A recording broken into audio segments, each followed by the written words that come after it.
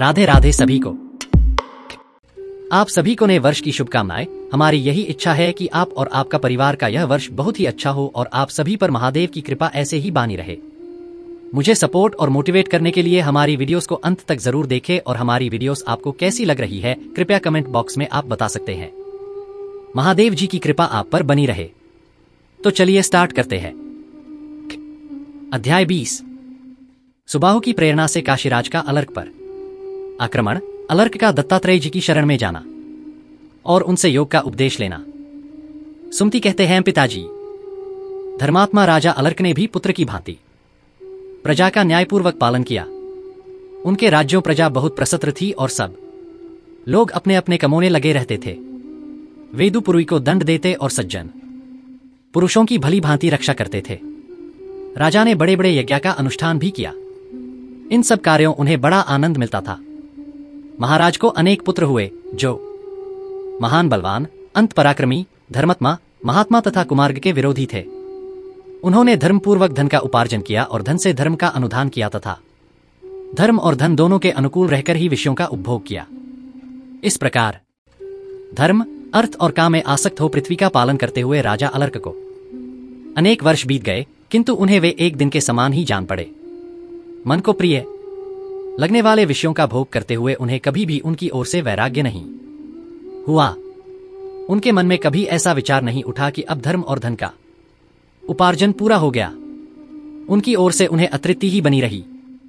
उनके इस प्रकार भोग में आसक्त, प्रमादी और अजितेंद्रिय होने का समाचार उनके भाई सुबाहु ने भी सुना, जो वन में निवास करते थे।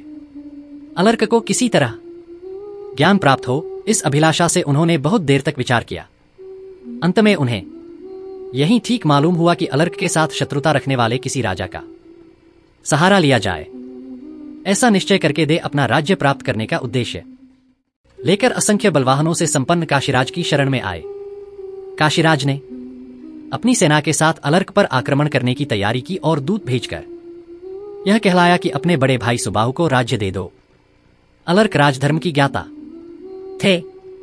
उन्हें शत्रु के इस प्रकार आज्ञापूर्वक संदेश देने पर सुबाहु को राज्य देने की इच्छा नहीं हुई। उन्होंने काशीराज के दूत को उत्तर दिया कि मेरे बड़े भाई मेरे ही पास आकर प्रेमपूर्वक राज्य मांग लें। मैं किसी के आक्रमण के भय से थोड़ी सी भी भूमि नहीं दूंगा। बुद्धिमान सुबाहु ने भी अलर्क के पास याचना नहीं की। उन्होंने सोचा, याचना क्षत्रिय का धर्म नहीं है, क्षत्रिय तो पराक्रम का ही धनी होता है। तब काशीराज ने अपनी समस्त सेना के साथ राजा अलर्क के राज्य पर चढ़ाई करने के लिए यात्रा की। उन्होंने अपने समीपवर्ती राजाओं से मिलकर उनके सैनिकों द्वारा आक्रमण किया और अलर्क के सीमावर्ती नरेश को अपने अधीन कर लिया। फिर अलर्क के राज्य पर घेरा डालकर उनके सामंत राजाओं को सताना आरंभ किया। दुर्ग और दुख की रक्षकों को भी काबू में कर लिया। किन्हीं को धन देकर, किन्हीं की फूट डालकर और किन्हीं को समझा बुझाकर ही अपना कशवर्ती बना लिया। इस प्रकार शत्रुमंडली से पीड़ित राजा अलर्क के पास बहुत थोड़ी सी सेना रह गई। खजाना भी घटने लगा और शत ने उनके नगर पर घेरा डाल दिया। इस तरह प्रतिदिन कष्ट पाने और कोष क्षीण होने से राजा को बड़ा खेद हुआ। उनका चित्त व्याकुल ही उठा। जब वे अत्यंत वेदना से व्यथित हो उठे, तब सहसा उन्हें उस अंगूठी का स्मरण हो आया जिसे ऐसे ही अवसरों पर उपयोग करने के लिए उनकी माता मदालसा ने दिया था। तब स्नान करके पवित्र हो उन्होंने ब्राह्मणों से स्वस्ति वाचन कराया और अंगूठी से वह उपदेश पत्र निकालकर देखा। उसके अक्षर बहुत स्पष्ट थे। राजा ने उसमें लिखे हुए माता के उपदेश को पढ़ा, जिससे उनके समस्त शरीरे रोमांच हो आया और आंखें प्रसन्नता से खिल उठीं। वह उपदेश इस प्रकार था, आसक्ति का सब प्रकार से त्याग करना चाहिए, किंतु याद उसका त्याग न किया जा सके तो सत्पुरुषों का सज करना चाहिए, क्योंकि सत्पुरुषों का सजन ही उसकी औषधि है। कामना को सर्वथा छोड़ देना चाहिए, परंतु यदि वह छोड़ी न जा सके तो मुमुक्षा, मुक्ति की इच्छा के प्रति कामना करनी चाहिए, क्योंकि मुमुक्षा ही उस कामना को मिटाने की दवा है। इस उपदेश को अनेक बार पढ़कर राजा ने सोचा, मनुष्यों का कल्याण कैसे होगा? मुक्ति की इच्छा जागृत करने पर, और मुक्ति की इच्छा जागृत होगी सत्संग से। ऐसा निश्चय करके वे सत्सज्ज के लिए चिंतित हुए और अत्यंत आर्तभाव से आसक्ति रहित, पापशून्य तथा परम सौभाग्यशाली महात्मा दत्तात्रेय जी की शरण में गए। उनके चरणों में प्रणाम करके राजा ने उनका पूजन किया और न्याय के अनुसार कहा, रहमम, आप शरणार्थियों को शरण देने वाले हैं, मुझ पर कृपा कीजिए, मैं भोगों में अत्यंत आसक्त एवं दुख से आतुर हूं, आप मेरा दुख दूर कीजिए। दत्तात्रेय जी बोले, राजन, मैं अभी तुम्हारा दुख दूर करता हूं। सच सच बताओ, तुम्हें किस लिए दुख हुआ है? अलर्क ने कहा, भगवान, इस शरीर के बड़े भाई यदि राज्य लेने की इच्छा रखते हैं तो यह शरीर तो 5 भूतों का समुदाय मात्र है, गुण की ही गुणों प्रवृत्ति हो रही है, अतः मेरा उसमें क्या है? शरीर में रहकर भी वे और मैं दोनों ही शरीर से भिन्न है।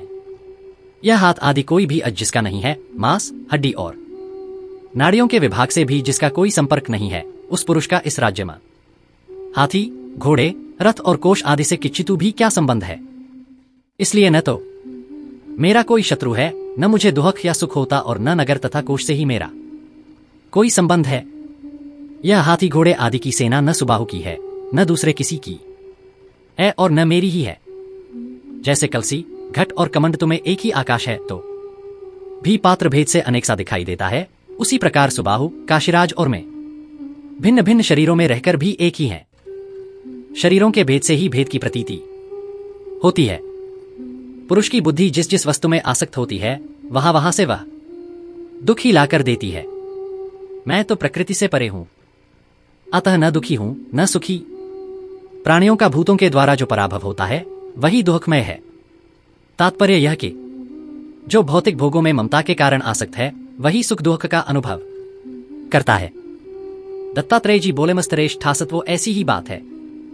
तुमने जो कुछ कहा है ठीक है, ममता ही दुख का और ममता का अभाव ही सुख का कारण है। मेरे प्रश्न करने मात्र से तुम्हें यह उत्तम ज्ञान प्राप्त हो गया, जिसने ममता की प्रतीति को सिमर की रुई की भांति उड़ा दिया। मनुष्य के हृदय देश में अज्ञान रूपी महान वृक्ष खड़ा है। वह अहंता रूपी अडकुर से उत्पन्न हुआ है। ममता ही उसका तना है। ग्रह और क्षेत्र उसकी ऊंची फंची शाखाएं हैं। श्री और पत्र आदि पल्लव हैं। धनधान्य रूप बड़े बड़े पत्ते हैं। वह अनादिकाल से बढ़ता चला आ रहा है। पुष्य और पाप उसके आदि पुष्प हैं। सुख और दुख महान फल हैं। वह मोक्ष के मार्ग को रोककर खड़ा है। अज्ञानियों का सच ही उस वृक्ष के लिए सिंचाई का काम देता है। सकाम कर्म करने की प्रबल इच्छा ही उस वृक्ष पर भ्रमरों की भांति मैंडराती रहती है। जो लोग संसार मार्ग की यात्रा से थककर उस वृक्ष का आश्रय लेते हैं, वे भ्रमपूर्ण ज्ञान एवं मिथ्या सुख के वशीभूत हो जाते हैं। ऐसे लोगों को आत्यंतिक सुख मोक्ष कैसे मिल सकता है?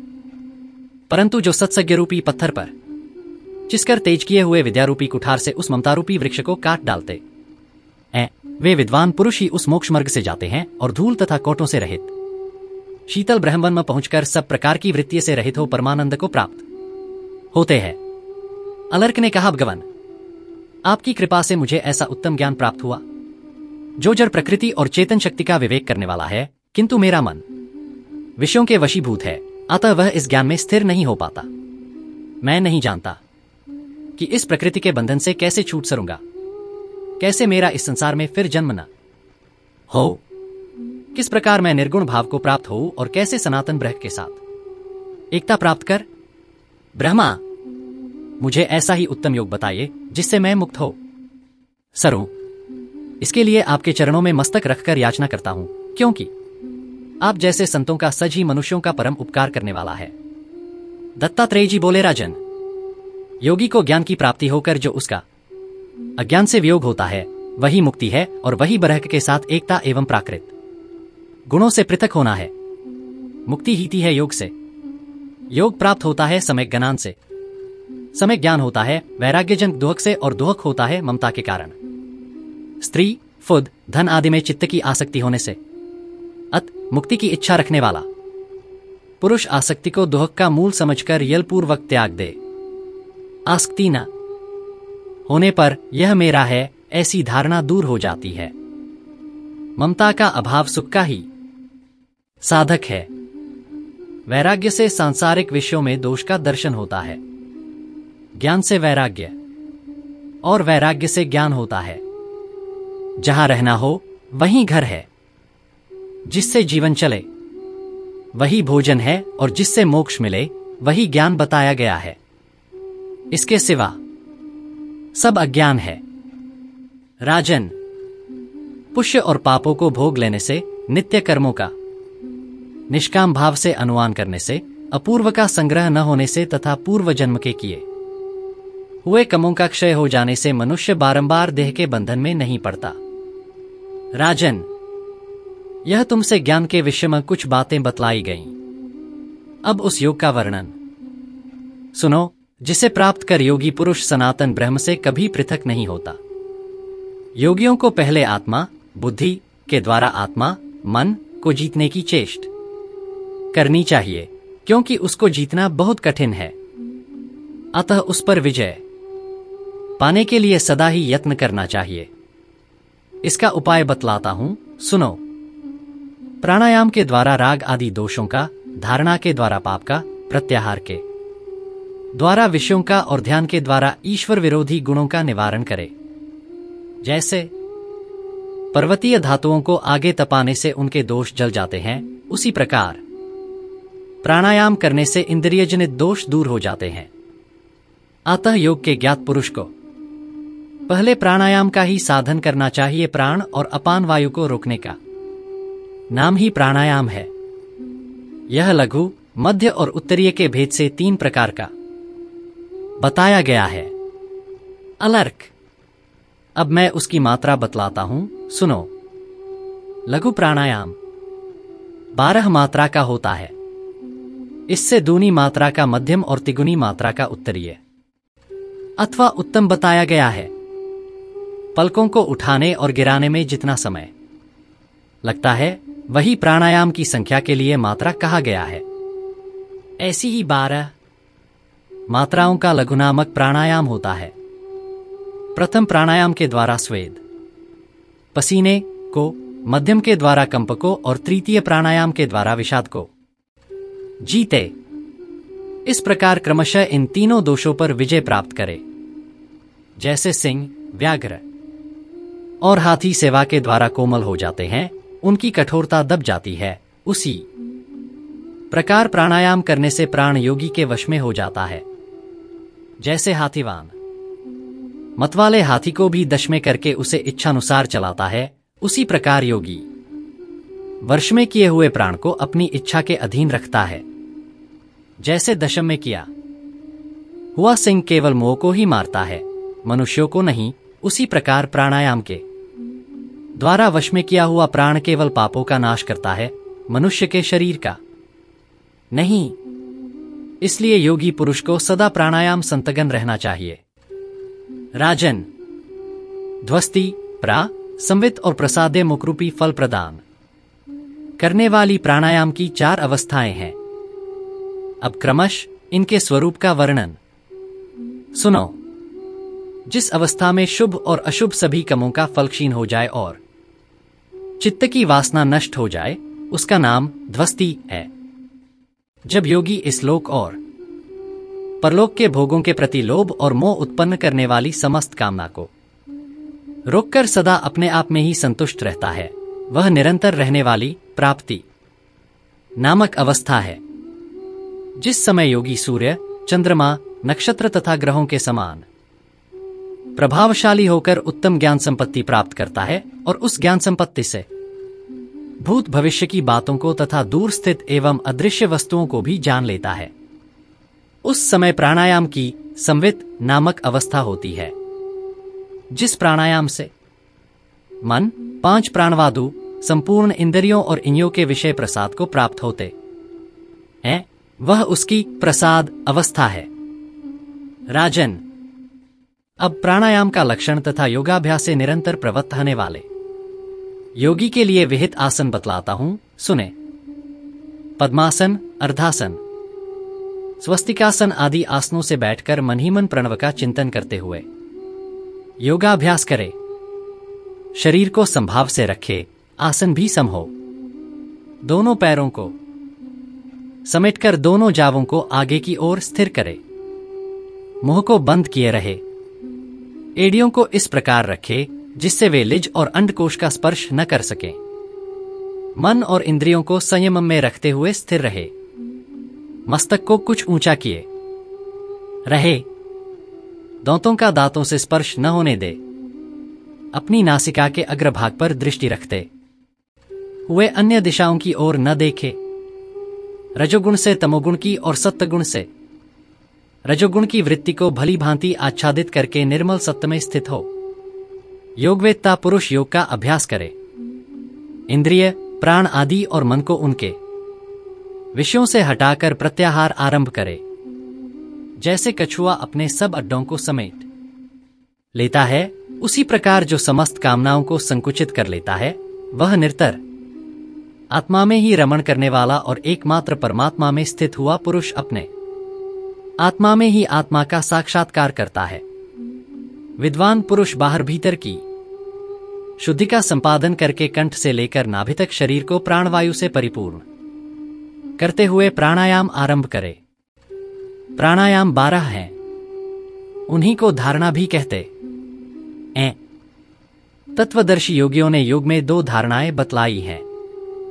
उनके अनुसार योग में प्रवृत्त हुए नियतात्मा योगी के सभी दोष नष्ट हो जाते हैं तथा वह स्वस्थ भी हो जाता है। वह पक्खम परमात्मा को और प्राकृत गुणों को पृथक पृथक देखता है। व्योम से लेकर परमाणुत्व का साक्षात्कार करता है तथा निश्चाप आत्मा का भी दर्शन कर लेता है। इस प्रकार प्राणायाम परायण एवं मिताहारी योगी पुरुष धीरे धीरे एक एक भूमि को वश में करके दूसरी पर पैर बढ़ाए, जैसे महलर में जाते समय एक एक सीढ़ी को पार करके दूसरी पर चढ़ा जाता है। जो भूमि अपने वर में नहीं हुई है, उसमें जाने से वह दोष, रोग आदि दुख तथा मोह को बढ़ाती है, अतः उस पर न चढ़े। प्राणवायु के निरोध को प्राणायाम कहते हैं। अपने मन को संयम रखने वाले योगी पुरुष शब्दादि विषयों की ओर जाने वाली इद्धियों को उनकी ओर से योग द्वारा प्रत्याहत निवृत्त करते हैं, इसलिए यह प्रत्याहार कहलाता है। योगी महर्षियों ने इस विषय में ऐसा उपाय भी बताया है जिससे योगाभ्यासी पुरुष को रोग आदि दोष नहीं होते। जैसे जलार्थी मनुष्य यंत्र और नली आदि की सहायता से धीरे धीरे जल पीते हैं, उसी प्रकार योगी पुरुष श्रम को जीतकर धीरे धीरे वायु का पान करे। पहले नाभि में, फिर हृदय में, तदंतर तीसरे स्थान वक्न स्थल में, उसके बाद क्रमशः कप्ठ, मुख, नासिका के अग्रभाग, नेत्र, भौहां के मध्य भाग तथा मस्तक प्राणवायु को धारण करे। उसके बाद पखरहम परमात्मा में उसकी धारणा करनी चाहिए। यह सबसे उत्तम धारणा मानी गई है। इन 10 धारणाओं को प्राप्त होकर योगी अविनाशी ब्रह्म की सत्ता को प्राप्त होता है। राजन सिद्धि की इच्छा रखने वाला योगी पुरुष बड़े आदर के साथ योग प्रदत्त हो। वह अधिक खाए हुए अथवा खाली पेट, थका और व्याकुलचित न हो। जब अधिक सर्दी या अधिक गर्मी पड़ती हो, सुख दुख आदि धी की प्रबलता हो अथवा बड़े जोर की औंधी चलती हो, ऐसे अवसरों पर ध्यानपरायण होकर योग का अभ्यास नहीं करना चाहिए। कोलाहलपूर्ण स्थान में, आग और पानी के समीप, पुरानी गौशाला में, चौराहे पर, सूखे तो ढेर पर, नदी में, शमशान भूमि रे जहां का निवास हो वही भयपूर्ण स्थान में, कुंके तट पर, मंदिर तथा दीमकों की मिट्टी ढेर पर, इन सब स्थानों तत्वज पुरुष योगाभ्यास न करे। जहां सात्विक भाव की सिद्धि न हो, ऐसे देश काल का परित्याग करे। योग में असत वस्तु का दर्शन भी निषिद्ध है, जतः उसे भी छोड़ दे। जो मूर्खतावश उक्त स्थानों की परवाह न करके वहीं योगाभ्यास आरंभ करता है, उसके कार में विष डालने के लिए बहरापन, जड़ता, स्मरण शक्ति का नाश, गूंगापन, अंधापन और ज्वर आदि अनेक दोष तत्काल प्रकट होते हैं। यदि प्रमादवश योगी के सामने ये दोष प्रकट ही, तो उनका नाश करे के लिए जिस चिकित्सा की आवश्यकता है उसे सुनो। यदि वातरोग, गुल्म रोग, उदावर्त, गुदा संबंधी रोग तथा और कोई उदर संबंधी रोग हो जाए तो उसकी छाती के लिए घी मिलाई हुई जौ की गरम गरम लपसी खा ले अथवा केवल उसकी धारणा करे। वह रुकी हुई वायु को निकालती और वायु गोला को दूर करती है। इसी प्रकार जब शरीरें कम पैदा हो तो मन में बड़े भारी पर्वत की धारणा करे। बोलने में रुकावट होने पर वाग्देवी की और बहरापन आने पर श्रवणशक्ति की धारणा करे। इसी प्रकार प्यास से पीड़ित होने पर ऐसी धारणा करे कि जित्था पर आम का फल रखा हुआ है और उससे रस मिल रहा है। तात्पर्य यह कि जिस जिस अज में रोग पैदा हो वहां वहां उसमें लाभ पहुंचाने वाली धारणा करे। गर्मी सर्दी की और सर्व में गर्मी की धारणा करे। धारणा के द्वार ही अपने मस्तक पर काठ की कील रखकर दूसरे काष्ठ के द्वार उसे ठोकने की भावना करे। इससे योगी की तुप्त हुई स्मरण शक्ति का तत्काल ही आविर्भाव हो जाता है। इसके सिवा सर्वव्यापक दुलोक, पृथ्वी, वायु और अली की भी धारणा करे। इससे अमानवीय शक्तियों तथा जीव जंतुओं से होने वाली बाधा की चिकित्सा होती है। यदि कोई मानवेतर जीव योगी के भीतर प्रवेश कर जाए तो वह वायु और अमी की धारणा करके उसे अपने शरीर के भीतर ही जला डाले। राजन, इस प्रकार भोगवेत्ता पुरुष को सब प्रकार से अपनी रक्षा करनी चाहिए, क्योंकि यह शरीर धर्म, अर्थ, काम और मोक्षवारों पुरुषार्थों का साधक है। योगर्वत्तिक लक्षणों को बताने तथा उन पर गर्व करने से योगी का विज्ञान लुप्त हो जाता है। इसलिए उन प्रवृत्तियों को गुप्त ही रखना चाहिए। चंचलता का न होना, निरोग रहना, निष्ठुरता न धारण करना, उत्तम सुगन्य का आना, मलमूत्र कम होना, शरीर कांति, मन में प्रसन्नता और वाणी के स्वर कोमलता का उदय होना, ये सब योग प्रवृत्तिक प्रारंभिक चिन्ह हैं। यदि योगी को देखकर लोगों के मन में अनुराग हो, परोक्ष में सब लोग उसके गुणों का बखान करने लगे और कोई भी जीव जंतु उससे भयभीत न हो, तो यह योग में सिद्धि प्राप्त होने की उत्तम पहचान है, जिसे अत्यंत भयानक सर्दी, गर्मी आदि से कोई का नहीं होता तथा जो दूसरों से भयभीत नहीं होता, सिद्धि उसके निकट खड़ी है। कृपया करके प्लीज हमारी वीडियोस को सपोर्ट करिए। महादेव की कृपा आप पर बनी रहे। मिलते हैं अगली वीडियो में, तब तक लिए जय श्री राधे।